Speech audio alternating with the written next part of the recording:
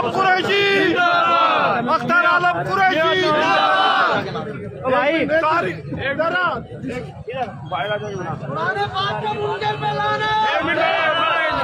आराम से रखिए। अंदरून शहर के लोगों की आवाज है।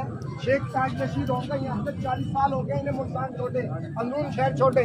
ना ये हमारी बिरादरी से है, ना हमारी बिरादरी में कोई इनकी रिश्तेदारी है, ना इन्होंने बेटियां दी है, ना बेटी बेचे दे बियाए हैं। अंदरून शहर से ना कोई इनका ताल्लुक है। हमारी बिरादरी वैसे ना इनसे ताल्लुक रखती है, ना हमारा मर्द जीवित है इनसे। ये यूं ही हमारी बिरादरी को बेचते हैं। 40 साल हो गए ने गुलकश गए को। हम मियां नवाज शरीफ से अपील करते हैं, आप अंदरून शहर आके देखें। 40 साल हो गए इन्होंने बाप बेटों ने शहर बेच के खाते हैं, इस बिरादरी को बेचा है। हम इसको नामंजूर करते हैं। हमारा अपील है मियां नवाज शरीफ से, इनसे टिकट वापसी लिया जाए।